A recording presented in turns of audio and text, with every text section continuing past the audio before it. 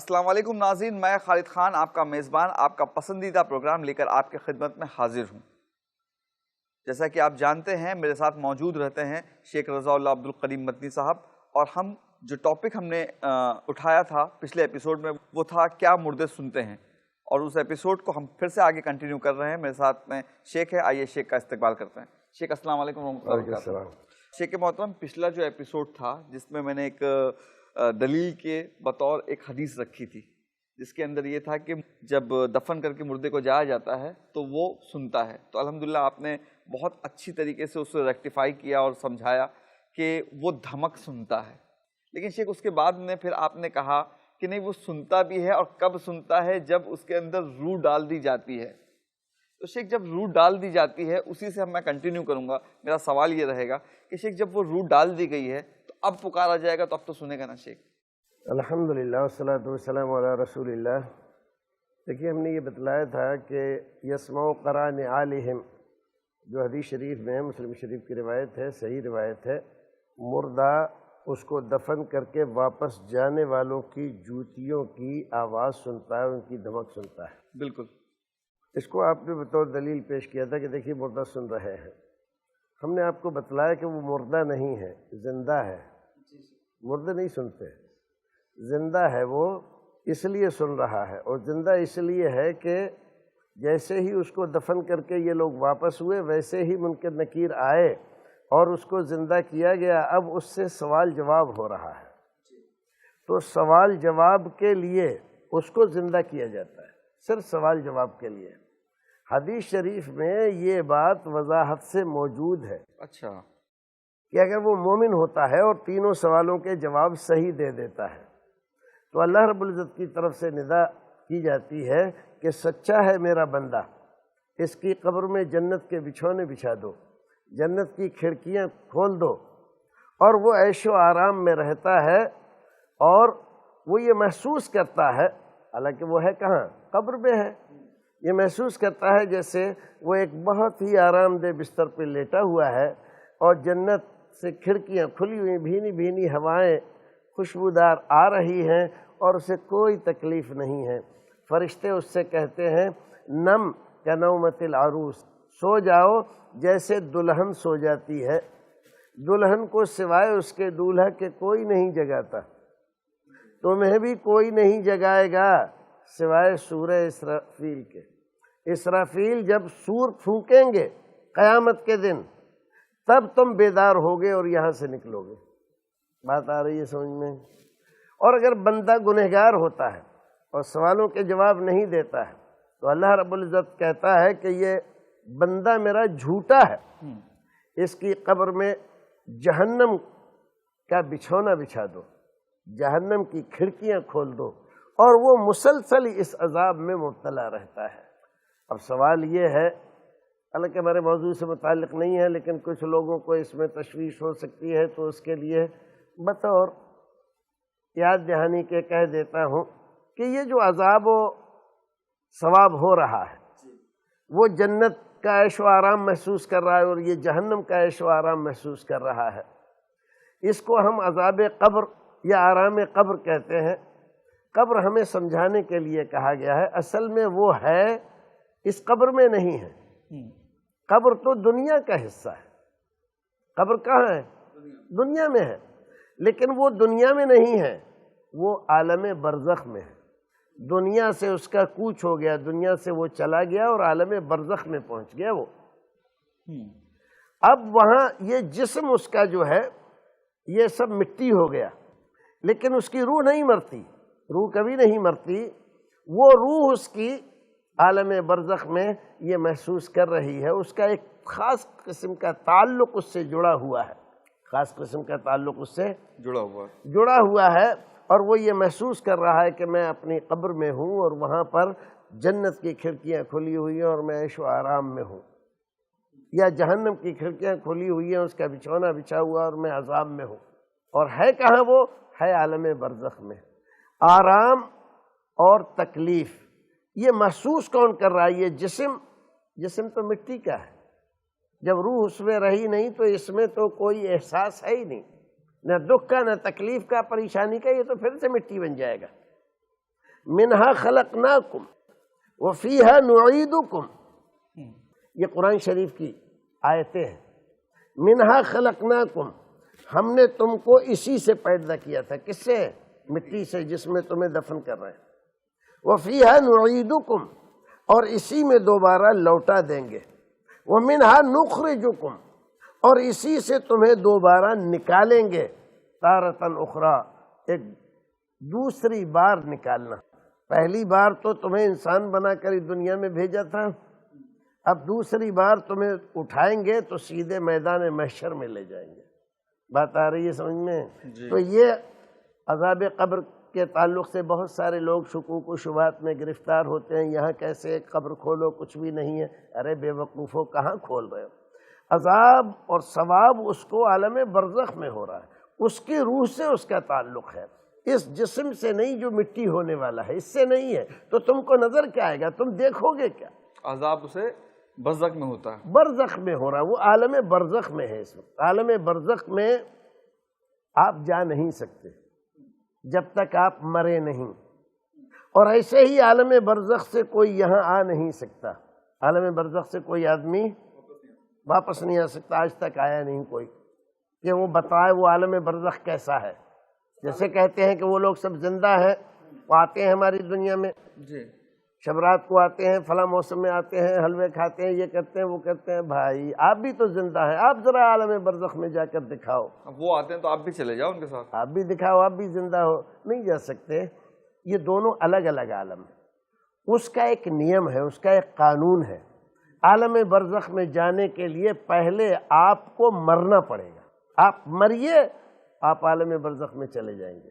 بغیر مرے آپ عالم برزخ میں نہیں جا سکتے، اور عالم برزخ میں جانے کے بعد پھر آپ دوبارہ دنیا میں نہیں آ سکتے۔ بہرحال تو وہ جو آپ کا تھا کہ وہ زندہ ہو گیا، اب تو زندہ رہے گا، اب تو سنے گا نہیں، پھر وہ اس کی روح دوبارہ لے جا کر علیین یا سجین میں جمع کر دی جاتی ہے۔ یہ دو مقام ہے۔ وما ادراک ما علیون، کتاب مرقوم یشہدھا المقربون۔ اور ایسے ہی سجین، برے لوگوں کی روح جہاں رہتی ہے اس دفتر کا نام سجین ہے۔ سمجھ میں آئی بات؟ تو اب روح اس میں نہیں رہتی، روح نکل گئی، لیکن اس کو احساس ہے کہ میں آرام سے ہوں، میں تکلیف میں ہوں، اور وہ احساس اس کی روح کے تعلق سے۔ آج کے دور میں اگر آپ اس کو سمجھنا چاہتے ہیں، یہ سمجھیں جیسے ہمارا موبائل ہے تو ہم اپنے گھر سے بہت دور ہیں، ہزاروں میل، لیکن گھر والے جب چاہتے ہیں ایک نمبر ڈائل کرتے ہیں اور ہم سے رابطہ کر لیتے ہیں۔ کیا حال ہے گھر کا؟ یہ ہے وہ ہے، آپ کا کیا حال ہے؟ ہاں ٹھیک ہوں۔ دیکھیے ہزاروں میل دور ہیں، لیکن اس کے باوجود ہم رابطے میں ہیں، وہ ہمارے رابطے میں ہیں، وہ ہمارے دکھ سکھ کو محسوس کر رہے ہیں، ہم ان کے دکھ سکھ کو محسوس کر رہے ہیں۔ سمجھ میں آ رہی بات؟ حالانکہ دونوں الگ الگ جگہ ہیں۔ ایسے ہی ہم عالم دنیا میں، وہ عالم برزخ میں ہیں۔ ان کا جسم یہاں پر گل سڑ گیا، لیکن ان کی روح نہیں مری، ان کی روح تو موجود ہے، اور تعلق جو ہے دکھ کا سکھ کا اس جسم سے نہیں ہے، یہ تو مٹی کا ہے، تعلق اس کا روح سے ہے۔ سوال میرا یہ ہے شیخ کہ اللہ کے رسول صلی اللہ علیہ وسلم کے اوپر جب کوئی درود بھیجتا ہے، اور ہمارا ٹاپک ہے کیا مردے سنتے ہیں، تو جب جو کوئی درود بھیجتا ہے تو خود اللہ کے رسول صلی اللہ علیہ وسلم اس کا جواب دیتے ہیں۔ تو شیخ یہ پیش کیا جاتا ہے اس کے لیے کہ دیکھیے ایک بہت بڑا ثبوت ہے کہ سنا جاتا ہے، جواب اچھا دیا سوال ہے آپ کا، اور ہم اس کا آپ کو جواب دیں گے اور حل بتائیں گے، جی یاد رکھیے گا۔ لیکن ہم آپ کو قرآن شریف سے ایک اور چیز پیش کرنا چاہتے ہیں۔ ایک واقعہ ہم نے ایک نبی کا ذکر کیا، جس سے یہ ثابت ہوتا ہے کہ مرنے کے بعد آدمی کو کچھ احساس نہیں ہوتا ہے، نہ وہ سنتا ہے نہ دیکھتا ہے، اور نہ حضرت عزیر علیہ السلام کا، حضرت عزیر علیہ السلام کا۔ ایک اور واقعہ قرآن شریف سے ہم آپ کے نظر کرنا چاہتے ہیں، اور بھی بہت ساری دلیلیں ہیں لیکن اس کو نہیں، ایک ایسی چیز جو عام آدمی کی سمجھ میں آ جائے وہ آپ کے سامنے۔ ایزی طریقے سے سورہ کہف کھولیں، سورہ کہف میں اللہ رب العزت نے بہت ساری باتیں ایسی بتلائی ہیں جو عام صورتوں میں نہیں ہیں، عام طور پہ لوگ نہیں جانتے ہیں۔ اس میں تذکرہ کیا گیا ہے نوجوانوں کی ایک ٹولی کا، نوجوانوں کی ٹولی، جی، ایک گروپ نوجوانوں کا، لیکن یہ نوجوان ہیں صاحب ایمان، صرف صاحب ایمان نہیں، اپنے زمانے کے اولیاء کرام، نیک لوگ، جی، بزرگان دین، ان سے افضل اس زمانے میں اور کوئی نہیں تھا، ٹھیک ہے۔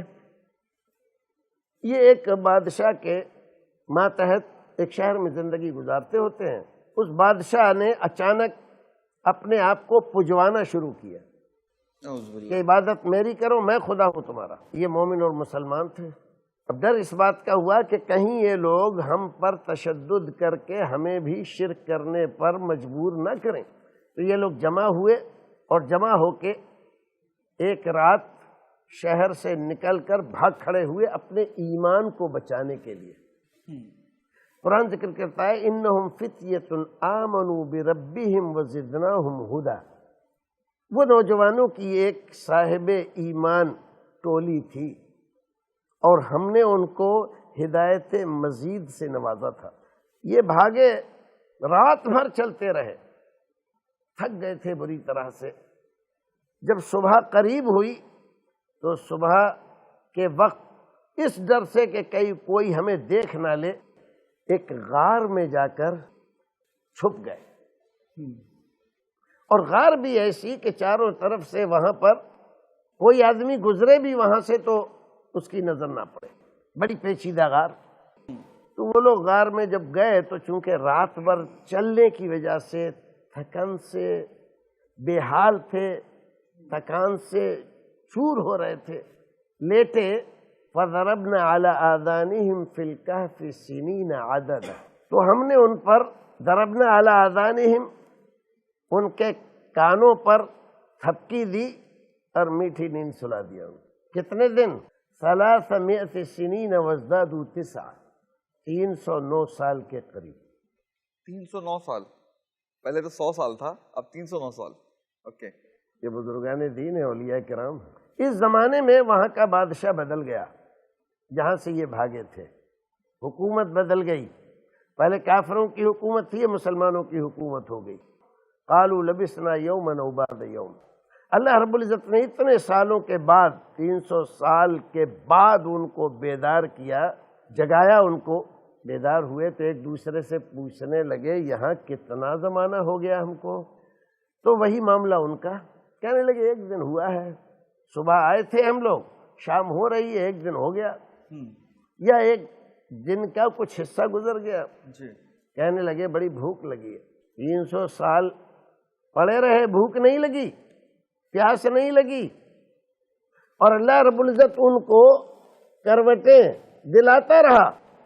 تو انہوں نے ایک آدمی کو چنا کہ بھائی ایسا کرو، پیسے لے جاؤ اور شہر جاؤ، اور شہر میں جہاں اچھا پاکیزہ حلال کھانا ملے ہوٹل سے وہ کھانا لے آؤ۔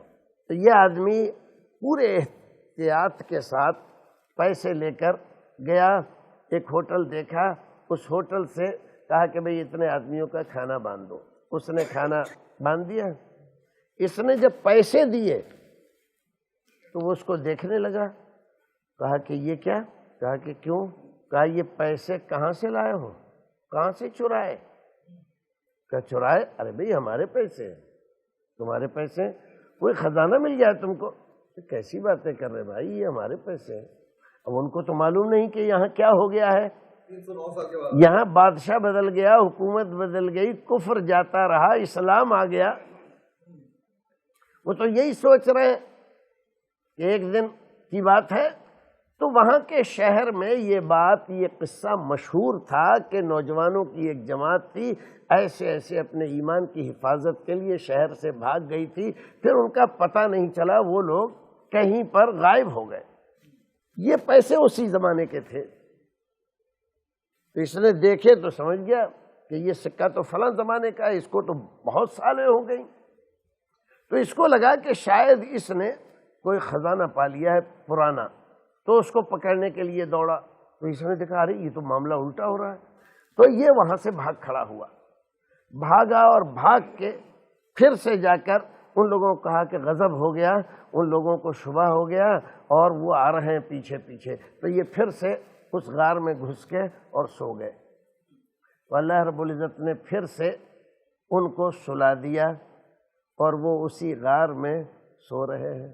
وَكَلْبُهُمْ بَاسِطٌ ذِرَاعَيْهِ بِالْوَسِيدِ لَوِ اطَّلَعْتَ عَلَيْهِمْ لَوَلَّيْتَ مِنْهُمْ فِرَارًا وَلَمُلِئْتَ مِنْهُمْ رُعْبًا۔ قرآن ذکر کر رہا ہے کہ وہ سب سوئے ہوئے ہیں اور ان کے ساتھ جانے والا ایک کتا بالکل گیٹ کے سامنے، جیسے کتے بیٹھتے ہیں پیر پھیلا کے، ایسے بیٹھا ہوا ہے۔ اگر تم وہاں پر جھانکو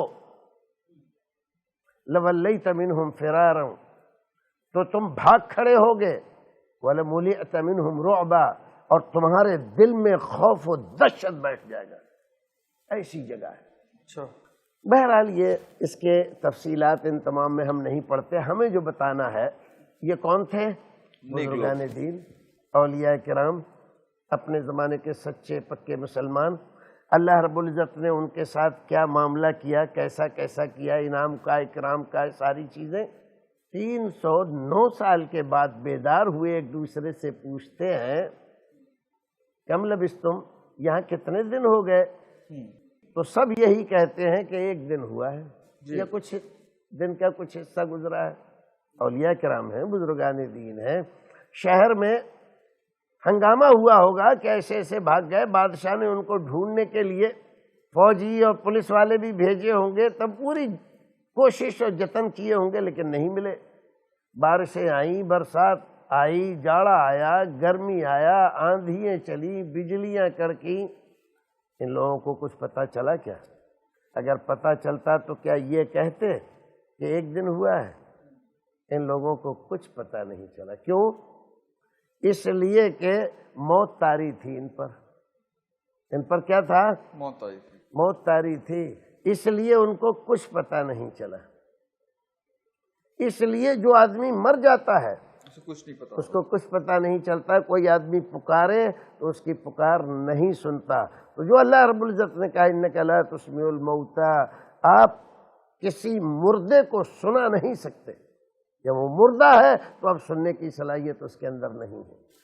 اس سے کیا پتہ چلا؟ یہ قرآن شریف ہے، واقعہ کوئی بھی پڑھ سکتا ہے۔ سورہ کہف کھولو اور ان نوجوانوں کا واقعہ پڑھو، جس تفسیر میں چاہو پڑھو، قرآن کے جس ترجمے کو چاہو دیکھو، یہی ملے گا آپ کو، یہی ملے گا۔ اور آپ کیا اس نتیجے پر نہیں پہنچے کہ اولیاء کرام بزرگان دین ہیں، یہ جو ہمارے بھائی کہتے ہیں ان کی صلاحیتیں بڑھ جاتی ہیں اور ان کی طاقتیں بڑھ جاتی ہیں، پھر تو وہ ہزاروں میل کی سننے لگتے ہیں۔ جن کے بارے میں آپ کہہ رہے ہو ان کے بارے میں تو صرف حسن ظن ہے کہ یہ اولیاء کرام ہیں، حسن ظن، اللہ کی طرف سے کوئی دلیل نہیں ہے کہ یہ ولی ہیں، حدیث میں کوئی دلیل نہیں ہے کہ یہ ولی ہیں۔ ہمارے یہاں کے جتنے مشہور اولیاء کرام ہیں، ہمارا حسن ظن ہے کہ وہ ولی تھے، بس ہمارے حسن ظن کی بنیاد پر ہم ان کو ولی کہہ رہے ہیں۔ قرآن میں نہیں لکھا ہے کہ وہ ولی ہے، حدیث میں نہیں لکھا ہے ولی ہے، صحابہ نے نہیں کہا ولی ہے، امامان دین نے نہیں کہا وہ ولی ہیں، کیونکہ یہ لوگ تو پیدا ہی ان کے بعد ہوئے ہیں۔ صحیح ہے، سمجھ میں آ رہی بات؟ لیکن یہ لوگ جن کا تذکرہ قرآن نے کہا، ان کو تو قرآن کہہ رہا ہے کہ ولی ہے، اس کو تو حدیث کہہ رہی ہے ولی ہے، اس کو تو صحابہ کرام کہہ رہے ہیں، امامان دین کہہ رہے ہیں، مفسرین کہہ رہے ہیں، محدثین کہہ رہے ہیں، ان کی ولایت میں تو کوئی شک نہیں ہے۔